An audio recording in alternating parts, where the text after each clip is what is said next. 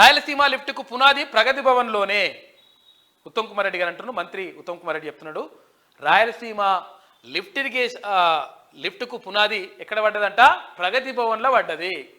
అంటే కాక కేసీఆర్ దగ్గరనే పడ్డది. ఇది ఎవరు? జగన్మోహన్ రెడ్డి.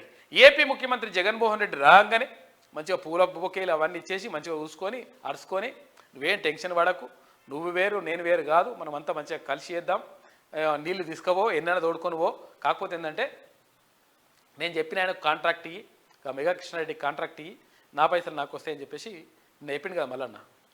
అది కథ. తీర్మాన మల్లన్న ఎప్పుడు కూడా పదే పదే హెచ్చరిస్తూ వస్తున్నాడు. అంటే ఇవంతా కూడా దొంగలు, ఇదంతా కూడా నాశనం చేస్తూ ఉన్నారని అది జరిగింది. రాయలసీమ లిఫ్ట్ ఇరిగేషన్కి ఒక పడదంట కథ. కేసీఆర్ నీ వల్లే తెలంగాణకు తీవ్ర అన్యాయం అని చెప్పేసి మంత్రి ఉత్తమ్ కుమార్ రెడ్డి అంటా ఉన్నారు. కృష్ణా నీళ్ల వాటాలో 299 టీఎంసీలకి ఎందుకు ఒప్పుకున్నావు చెప్పాలి, దీనికి సమాధానం చెప్పాలి.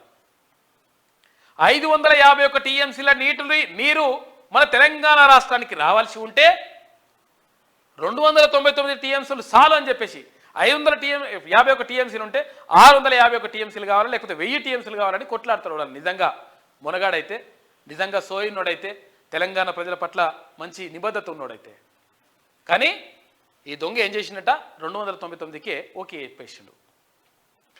ఏపీ నీళ్లను ఎత్తుకుపోతుంటే నోరెందుకు మూసుకున్నావు? నువ్వు గొప్పగా చెప్పిన కాళేశ్వరం కుంగితే ఎందుకు మాట్లాడతలేవు?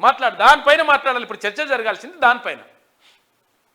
అది పక్కకు పోవాలంటే ఏం చేయాలి?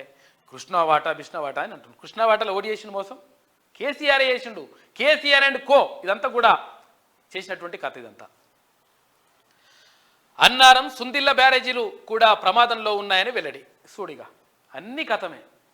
చేసినవన్నీ మొత్తం నాశనం చేసి పడేసిండు గతంలో. దానిపైన శ్వేతపత్రం విడుదల చేస్తానని చెప్పేసి మంత్రి ఉత్తమ్ కుమార్ రెడ్డి చెప్తా ఉన్నారు.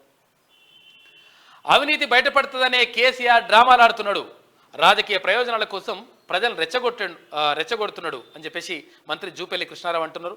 ఈ కృష్ణా నీళ్లలో అన్యాయం జరుగుతున్న అధికారంలో ఉన్నప్పుడు నోరెత్తలేదు. మన వాటా నీళ్లను ఏపీ ఎత్తుకుపోయేలా చేసిందని ఫైర్ అయ్యిండు అక్కడ మంత్రి జూపల్లి కృష్ణారావు గారు. ఇక నిధులు ఇస్తేనే రిపేర్లు చేస్తామని అప్పుడే చెప్పాం. సూడిగా ఏమన్నారు? రిపేర్లకు వాళ్ళే పైసలు పెట్టుకుంటారు. ఎవరు? ఆ ఎల్ఎన్టీ సంస్థ ఏదైతే ఉంటుందో ఆ సంస్థనే రిపేర్లకు పైసలు పెట్టుకుంటుంది అని చెప్పిండు కదా. కాదు మేము అట్లే చెప్పలేదు, పైసలు మీరు ఇస్తేనే మేము చేపిస్తాం, రిపేర్ చేస్తామని చెప్పినామని చెప్పేసి ఎల్ఎన్టీ సంస్థ చెప్తుంది. ఇక ఇటువంటి దొంగ మాటలన్నీ చెప్పిండు అనమాట గతంలో. మేం కోరిన గత ప్రభుత్వం డిజైన్లు నిధులు ఇవ్వలేదు, ఇక లయబిలిటీ పీరియడ్ పూర్తయింది, రిపేర్ల బాధ్యత మాది కాదు, అయిపోయింది, మాది మేము కట్టేసినాం, అయిపోయింది, గంతే కథ, ఇది రిపేర్ చేసుకోవాల్సింది రాష్ట్ర ప్రభుత్వానికి తేల్చి చెప్పిన ఎల్ఎన్టీ సంస్థ. ఇది కథ